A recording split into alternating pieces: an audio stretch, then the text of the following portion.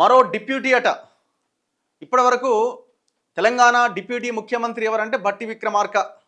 రేవంత్ రెడ్డి ముఖ్యమంత్రి, deputy CM Bhatti Vikramarka. అయితే ఇంకొక డిప్యూటీ ముఖ్యమంత్రిని కూడా నియమించే అవకాశం ఉందట. బీసీ నేతను ఉప ముఖ్యమంత్రి చేసే యోచనలో కాంగ్రెస్ అట. టీపీసీసీ చీఫ్ మహేష్ గౌడ్కి అవకాశం అట.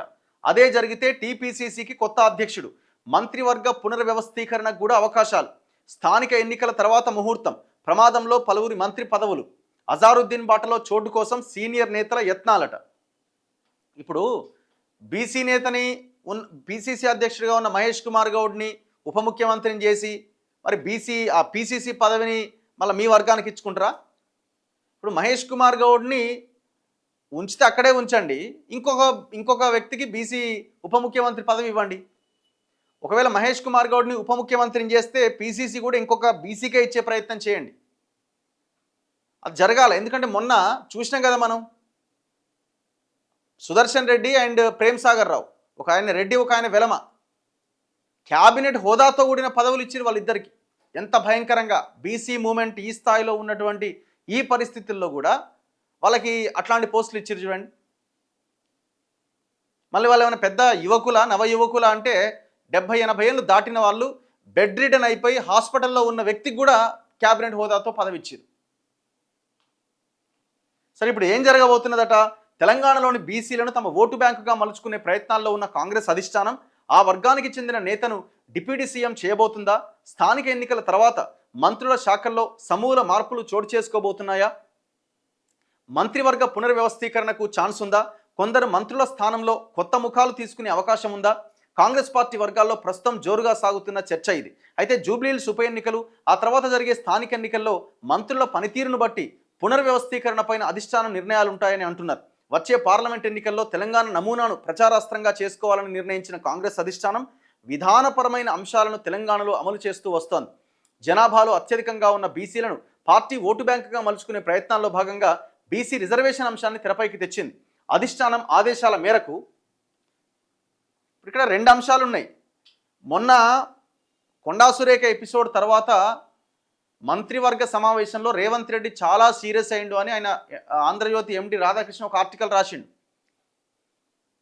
ఒక ఎడిటోరియల్ రాసిండు కదా. దాంట్లో పీసీసీ అధ్యక్షుడిగా ఉన్న మహేష్ కుమార్ గౌడ్ గురించి కూడా ప్రస్తావించిండు. పీసీసీ అధ్యక్షుడే నా మాట వినకపోతే ఎట్లా అని ముఖ్యమంత్రి అన్నాడు అని. మరి పీసీసీ అధ్యక్షుడికి ముఖ్యమంత్రికి మధ్య, అంటే ముఖ్యమంత్రి ఏమో ఆనాడు మహేష్ కుమార్ గౌడ్, మధు యాష్కి గౌడ్ ఇద్దరిలో ఎవరు పీసీసీ అన్నప్పుడు నమ్మిన వ్యక్తిగా ఉంటాడు మహేష్ కుమార్ గౌడ్ అని ముఖ్యమంత్రి మహేష్కి సహకరించిండు, మధు యాష్కి అయితే కొంత ఇండిపెండెంట్గా వ్యవహరిస్తాడు సో అన్న కోణంలో ఆయన పక్కన పెట్టిన ఒక చర్చ జరిగింది. మరి అయిన తర్వాత మరి మహేష్ కుమార్ గౌడ్ నిజంగానే ముఖ్యమంత్రి వ్యతిరేకంగా పనిచేస్తుండా? ముఖ్యమంత్రికి వ్యతిరేకంగా మహేష్ కుమార్ గౌడ్ పనిచేస్తలేడు, కానీ అధిష్టానం ఏం చెప్తే మాత్రం అది ఆయన చేస్తున్నాడు. అది మాత్రం ఆ విషయంలో మాత్రం క్లారిటీ ఉంది. కొండా సురేఖ ఎపిసోడ్లో కూడా మహేష్ కుమార్ గౌడ్ మొత్తం తానై వ్యవహరించి, ఆమె ఎవరు, మీనాక్షి నటరాజన్తో కలిసి వీళ్ళంతా ఆ ఇష్యూని సార్ట్అవుట్ చేసే ప్రయత్నం చేశారు.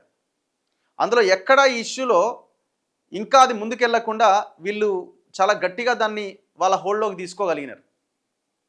ఇప్పుడు ఆమె ఇంటికి మంత్రులు వెళ్ళడం దగ్గర నుంచి, ఇప్పుడు ఆమె ఓఎస్డీగా పనిచేసిన సుమంత్ని అరెస్ట్ చేయకుండా ఉండడం దగ్గర నుంచి, ఇవన్నింట్లో మహేష్ కుమార్ గౌడ్ పాత్ర చాలా కీలకం. సో కొంత ముఖ్యమంత్రికి ఉన్నది, ఈయన నన్ను కాదని మొత్తం అధిష్టానం హోల్డ్లోకి వెళ్ళిండు అనే ఒక లైన్ అయితే ఆయన మనసులో ఉన్నట్టు కనబడుతున్నది. మరి అందులో భాగంగా పీసీసీని ఆయనని పక్కన పెట్టి ఆయన డిప్యూటీ సీఎం ఇచ్చేసి పీసీసీ తన అనుకూలమైన ఇంకొక వ్యక్తిని పెట్టుకోవడానిక? ఎందుకంటే పార్టీ తన నుంచి లైన్ మిస్ అవుతున్నది, అంటే నన్ను కాదని ట్రాక్ దప్పుతున్నది అనే ఆలోచన మన ముఖ్యమంత్రికి వచ్చిందా?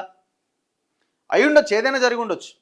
కులగణన చేపట్టిన రాష్ట్ర ప్రభుత్వం విద్యా ఉద్యోగాలు స్థానిక సంస్థల్లో బీసీలకు 42% రిజర్వేషన్ కల్పిస్తూ బిల్లులను ఆమోదించింది. స్థానిక సంస్థల్లో బీసీలకు 42% రిజర్వేషన్ కోసం చట్టపరంగా న్యాయపరంగా ప్రయత్నించింది. వీటితో పాటు బీసీ వర్గానికి చెందిన నేతకు ఉప ముఖ్యమంత్రి పదవిచ్చి ఆ వర్గానికి మరింత దగ్గరవ్వాలనే ఆలోచనలో కాంగ్రెస్ అధిష్టానం ఉందని చెబుతున్నారు. ఎస్సీ వర్గం నుంచి భట్టి విక్రమార్క ప్రస్తుతం డిప్యూటీ సీఎంగా ఉన్నారు. దామోదర్ రాజనరసింహ, వివేక్ వెంకటస్వామి, అడ్డూరి లక్ష్మణ్ మంత్రులుగా కొనసాగుతున్నారు.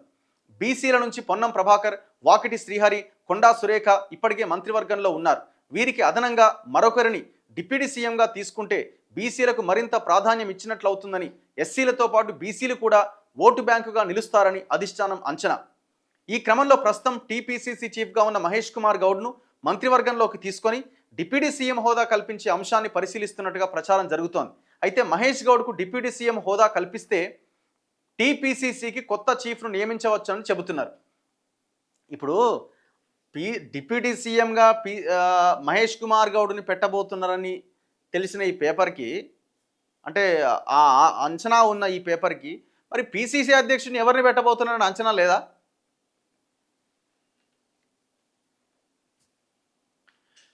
దాంతో పాటుగా మంత్రివర్గంలో చోటు కోసం ఇప్పటికే కొందరు నేతలు ప్రయత్నాలు చేస్తున్నారట.